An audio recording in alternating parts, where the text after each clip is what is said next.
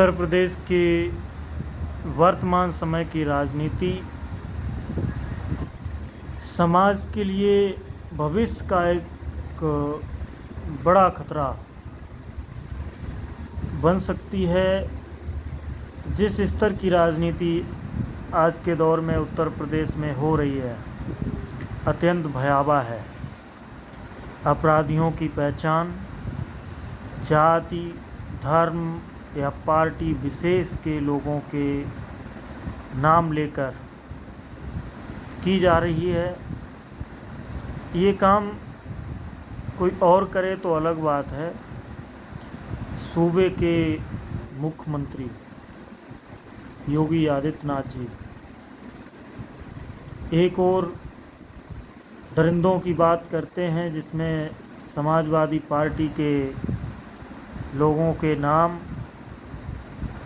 खुले मन से गिनाते हुए नज़र आते हैं। दूसरी ओर बीएचयू गैंग रेप मामले के आरोपी जो भारतीय जनता पार्टी के नेता हैं, आईटी सेल विभाग के नेता हैं, उनका कोई नाम नहीं लिया गया।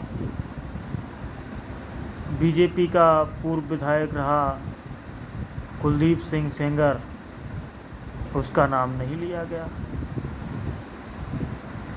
बीजेपी का ही एक दूसरा अभी 8 महीने पहले जिसे कोर्ट से सजा हुई विधायक सोनभद्र से राम दुलारे गौड़, उसका नाम योगी जी ने नहीं लिया। या दूसरे अन्य जो विधायक और नेता हैं जो आए दिन दरिंदे बने हुए हैं, महिलाओं की इज्जत के साथ खिलवाड़ करते हैं, उनका नाम योगी जी ने नहीं लिया, जो भारतीय जनता पार्टी के हैं।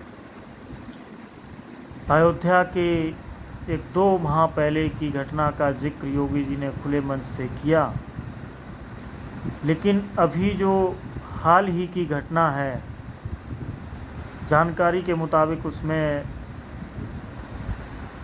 चीज़ें सुनने में आ रही हैं कि कुछ लोग जो हैं भारतीय जनता पार्टी से जुड़े लोग हैं, जो नया मामला है कि राम मंदिर परिसर में सफाई का काम करने वाली एक दलित लड़की जो बीए की छात्रा है, उसके साथ 8-9 लोगों द्वारा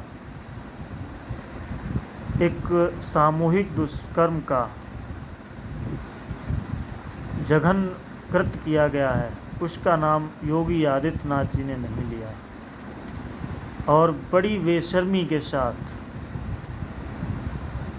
वो समाजवादी पार्टी के मुखिया और समाजवादी पार्टी को आड़े हाथों ले रहे हैं और कहते हैं, आरोप लगाते हैं कि समाजवादी पार्टी और समाजवादी पार्टी के मुखिया धर्म के विरोधी हैं।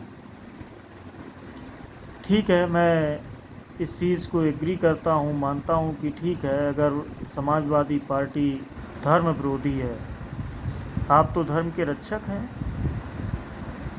फिर इतनी बेशर्मी क्यों? समाजवादी पार्टी के लोगों का नाम आप खुले मन से गिना रहे हो, अपने लोगों के भी नाम ले देते। और फिर एक संत जो धर्मज्ञ है, जो धर्म की रक्षा के लिए अपने को समर्पित करता है, वो कभी सत्य से नहीं भागता। और परनिंदा छोटी बात है, दूसरे की निंदा तो कोई भी कर सकता है, एक आम व्यक्ति भी कर सकता है। अगर आपने ये वस्त्र रंग लिए हैं, आपने जो संत का चोला धारण किया है, इसमें भी आप सिर्फ दूसरे की निंदा और दूसरे की बुराई के सिवा, दूसरे के प्रति ईर्ष्या के सिवा आपको कुछ नहीं आता है, कुछ नज़र नहीं आता है। तो आपके संत होने पर, आपके योगी होने पर सनातनियों को, सच्चे जो धर्मज्ञ हैं, उनको शक है। कोई संत सच से दूर कैसे भाग सकता है? संत धर्म की रक्षा करने के लिए सत्य को कभी नहीं छोड़ सकता। और आप झूठ के सिवा कुछ बोलते नहीं। यही दुर्भाग्यपूर्ण स्थिति है।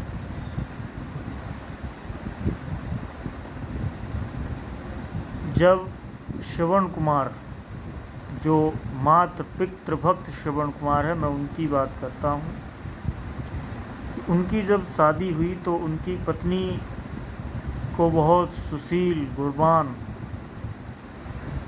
समझा गया, शादी की गई, किंतु उसने अपने नेत्रहीन सास ससुर के साथ क्या व्यवहार किया कि एक हड़िया के 2 पेट बनवाए और उसका एक मुंह रखवाया और एक में छाछ की खट्टी महेरी और दूसरे भाग में दूध और मेवाओं से निर्मित खीर पकाती थी। उसे तो यही लगता था कि हमारी चोरी को कोई पकड़ नहीं सकता है, लेकिन चोरी और कपट किसी न किसी दिन पकड़ा ही जाता है और असली चेहरा, असली चरित्र सबके सामने खुद ब खुद आ जाता है। तो इसी तरह से आप भी समाज को वोट लेने के लिए तो अपना बहुत प्रिय बताते हो और कहते हो हम सिर्फ हितैषी हैं, और जब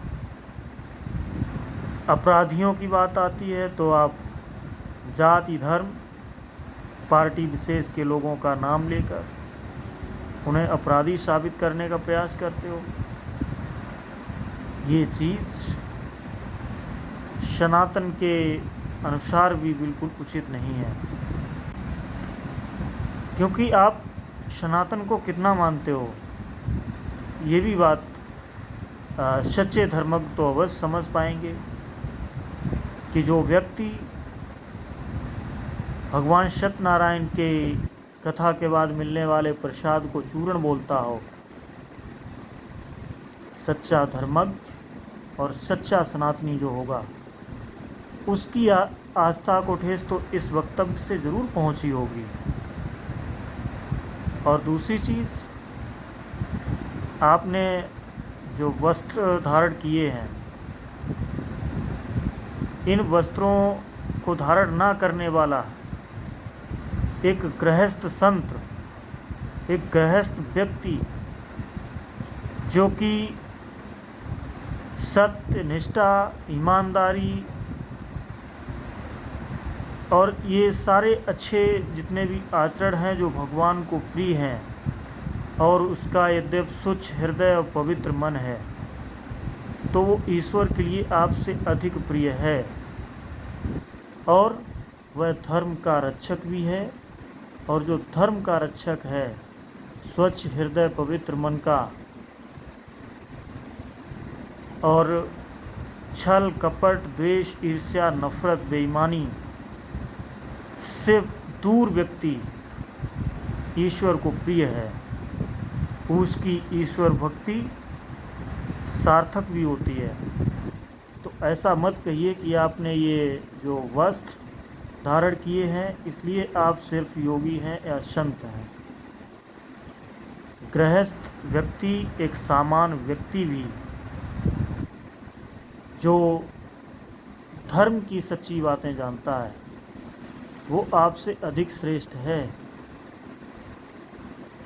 और अगर वो आपसे अधिक श्रेष्ठ है तो आप ये बात कह के सनातनियों को उकसाने का प्रयास मत करो कि समाजवादी पार्टी धर्म विरुद्ध है, हिंदुओं की विरोधी है। ये बात कहना आपके लिए उचित नहीं है।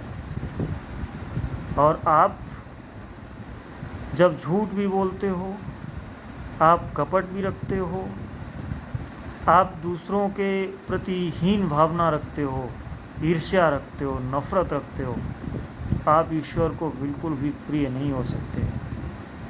आपका पूर्व जन्म में आपने अच्छे शुभ कर्म किए होंगे, आप जरूर ऋषि मुनि रहे होंगे, तपस्वी रहे होंगे, इसलिए आपको ये राज्य मिला है।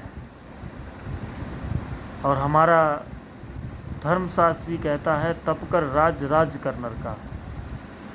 तप करने के बाद तो राज मिलता है, लेकिन जब कोई व्यक्ति राजा बन जाता है और भेदभावपूर्ण व्यवहार करता है, तो उसी प्रभु के प्रकोप से वह नरकगामी भी हो जाता है। तो इस बात का आपको ध्यान रहे, आप सर्वज्ञ नहीं हैं, ना ही आप पूर्ण ज्ञानी हैं, ना ही आप दुनिया के सबसे बड़े संत हैं, ना ही योगी हैं। और जिस व्यक्ति को मोह, पद, प्रतिष्ठा की लालसा है, झूठ बोलता हो, पक्षपातपूर्ण व्यवहार अपनाता हो, वह व्यक्ति कदापि संत नहीं हो सकता। और आप अनावश्यक ज्ञान किसको दे रहे हैं? जो सच्चा धर्मज्ञ होगा, जो सच्चा सनातनी होगा, वो चाहे 1% भी दिखावा ना करता हो, लेकिन आपसे श्रेष्ठ है और आपसे श्रेष्ठ रहेगा। उसका यह लोक भी अच्छा जाएगा और परलोक भी सुधरेगा। इसलिए हिंदुओं को खतरा बताकर उनके वोट बैंक की राजनीति को छोड़ दो। यद्यपि आप राजनेता हैं, तो आप स्पष्ट कहिए कि हम राजनेता हैं। संत के रूप में झूठ, छल, कपट, द्वेष, ईर्ष्या और नफरत के साथ आप सनातनियों के वोट को ले रहे हैं। ये आप पाप कर्म कर रहे हैं, इससे दूरी बनाएं और सनातन को कम से कम बदनाम मत करें। आज तक आप जब से 7 साल से प्रदेश के मुखिया बने हैं, उस समय से मैंने कोई सत्संग का प्रवचन आपके मुंह से नहीं सुना। सनातनियों में जो विकृतियां आ रही हैं, उसके लिए कोई सनातन जागरूकता का संदेश आपने नहीं दिया, सिवाय नफरत के। कोई सत्संग, प्रवचन या सनातनियों के उत्थान के लिए आपने उचित कदम नहीं उठाए हैं। इसलिए आप धर्म की राजनीति करके वोट बैंक लेने के लिए ये सब कर्म जो कर रहे हैं, इनके प्रति आप पहले लोगों को जागरूक कीजिए कि सनातन क्या है, सनातन के उद्देश्य क्या है, धर्म की रक्षा किस प्रकार होती है। नफरत से धर्म की रक्षा नहीं होती है। धर्म की रक्षा सत्यवादी राजा हरिश्चंद्र ने की। क्या उन्होंने त्याग, जप, तप, सत्य और धैर्य सब कुछ छोड़ दिया था? आप बहुत सारे लोग जो धर्मज्ञ हुए, उनके बारे में अध्ययन करें और लोगों को ये बताएं कि सच्चा धर्म क्या है। आप उस तरह के काम मत करिए कि लोग कहते हैं मैं व्रत हूँ और मैं भूखा हूँ, यानी भूखे रह के व्रत करने की ढोंग मत करिए। यद्यपि कोई व्यक्ति भूखा रह के और कहता है कि मैंने व्रत किया है, और उसके अतिरिक्त वो झूठ भी बोल रहा है, लोगों से नफ़रत कर रहा है, बेईमानी कर रहा है, ईर्ष्या नफ़रत सब कुछ कर रहा है जो कि भगवान को अप्रिय है। वो सारे कर्म करता है और कहता है कि मैंने व्रत किया है। तो आप क्या कहते हैं, उसका व्रत सार्थक है? कदापि नहीं। व्रत का अर्थ होता है संकल्प लेना, और संकल्प किस चीज़ का लेना? कि अपने आप में बुराइयों को ढूंढना है, जैसे कि छल, कपट, द्वेष, ईर्ष्या, परनिंदा, इन सभी चीज़ों को अपने में ढूंढ के और उनका परित्याग करने का संकल्प लेना व्रत होता है। भूखा रह के व्रत नहीं हो सकता। उसी तरह से इन सब चीज़ों को जो आप कर रहे हैं, इन सब चीज़ों को करने के साथ साथ आप सच्चे संत नहीं हो सकते हैं। इन सब चीज़ों को देखते हुए मुझे आपत्ति है कि आप अपने आप को संत भी कहते हो, दूसरों की निंदा भी करते हो, दूसरों से ईर्ष्या भी रखते हो, भेदभाव भी करते हो। तो ये सब चीज़ें एक संत के लिए उचित नहीं है। इसलिए मैं आपसे हाथ जोड़ के करबद्ध आग्रह करता हूँ कि केवल धर्म की रक्षा करनी है तो राजनीति में जो स्तर आपने राजनीति का बना दिया है आजकल, उससे पृथक होकर धर्म की रक्षा करें।